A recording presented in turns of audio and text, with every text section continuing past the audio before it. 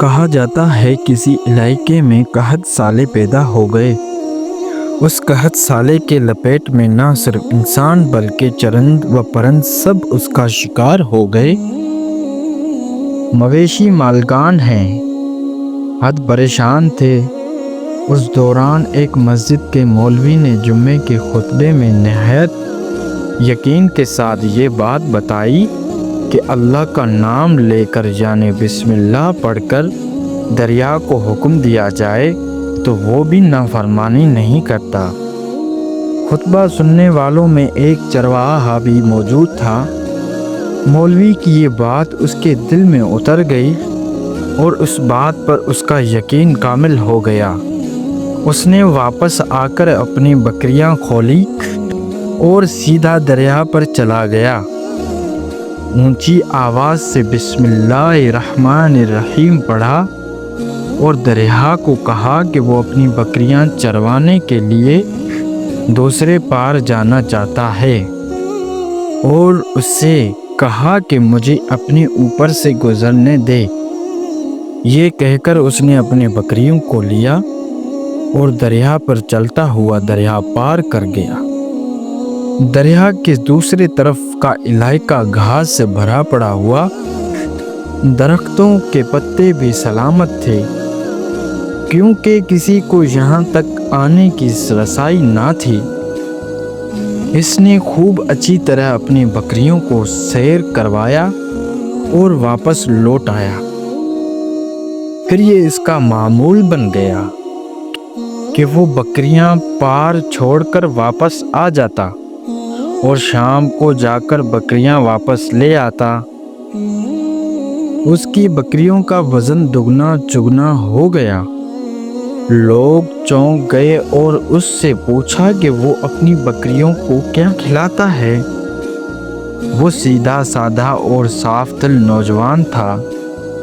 اس نے صاف صاف بات بتا دی کہ جناب میں تو بسم اللہ الرحمن الرحیم پڑھ کر دریا میں چل کر اپنی بکریاں دوسری طرف چروانے کے لیے جاتا ہوں۔ یہ بات سب نے سنی مگر کسی نے اس چرواہے کی بات پر یقین نہیں کیا کیونکہ یہ ناقابل یقین بات تھی۔ مگر بات ہوتے ہوتے مولوی صاحب کے پاس پہنچ گئی۔ مولوی صاحب نے اس چرواہے کو بلایا اور سارا ماجرا پوچھا۔ اس چرواہے نے مولوی صاحب کو ہی حوالہ بنا لیا کہ مولوی صاحب میں تو آپ کا شکریہ ادا کرنے والا تھا۔ آپ نے جمعے کے خطبے میں جو نسخہ بتایا تھا کہ بسم اللہ کہہ کر دریا کو بھی حکم دو تو وہ بھی انکار نہیں کرتا، تو میں تو بس آپ کے نسخے پر ہی عمل کر رہا ہوں۔ مولوی صاحب حیرت سے اس کے چہرے کو دیکھتے رہے۔ مولوی صاحب نے کہا بھائی صاحب ایسی باتیں تو ہم پر جمعے میں کرتے ہیں، فقط ان کا مقصد لوگوں کا ایمان بننا ہوتا ہے۔ مگر بکریوں والا ڈٹھا رہا کہ میں تو بسم اللہ کہہ کر پانی پر چلتا ہوں اور بکریوں سمیت پانی پار چلا جاتا ہوں۔ آخر کار مولوی صاحب نے صبح خود یہ تجربہ کرنے کے ٹھان لی، جسے دیکھنے چرواہے سمیت پورا علاقہ بھی آ گیا۔ مجمع زیادہ تھا۔ مولوی صاحب نے ایک دو بار سوچا کہ انکار کر دوں کہ کہیں ڈوب نہ جاؤ، مگر وہ جو مولوی صاحب کو کندھے پر اٹھا کر لائے تھے اب بھی جوش و خروش سے اللہ اکبر کے نعرے لگا رہے تھے اور مولوی صاحب کے حق میں تعریفیں کر رہے تھے۔ آخر کار مولوی صاحب نے اپنے ڈر کو دور کرنے کے لیے ایک رسا منگوایا۔ پہلے اس ایک درخت کے ساتھ باندھا، پھر اپنی کمر کے ساتھ باندھا، پھر ڈرتے ڈرتے ڈھیلا ڈھالا بسم اللہ پڑھا اور وہ دریا پر چلنے شروع ہو گئے۔ مگر پہلا پاؤں ہی رکھا تھا کہ پانی میں گر گئے۔ مولوی صاحب ڈبوکیاں کھانے لگے اور پانی کے بہاؤں میں بہنا شروع ہو گئے۔ لوگوں نے کھینچ کھینچ کر باہر نکالا۔ مولوی صاحب کی اس حرکت نے چرواہے کو پریشان کر دیا کہ مولوی صاحب کے بسم اللہ کو یہ کیا ہو گیا ہے، کیونکہ اس کا یہ روز کا معمول تھا۔ اس کے اپنے یقین میں کوئی فرق نہ آیا۔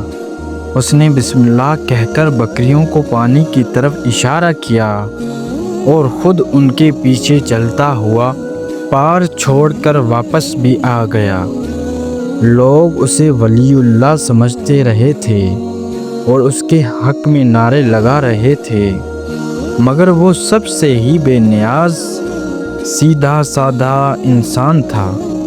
وہ مولوی صاحب کے پاس پہنچا اور کہا، مولوی صاحب میں آپ کی بسم اللہ کی تعریف سے کافی پریشان تھا، مگر پانی پر چلتے ہوئے مجھے آپ کی بسم اللہ کی بیماری کا پتہ چل گیا۔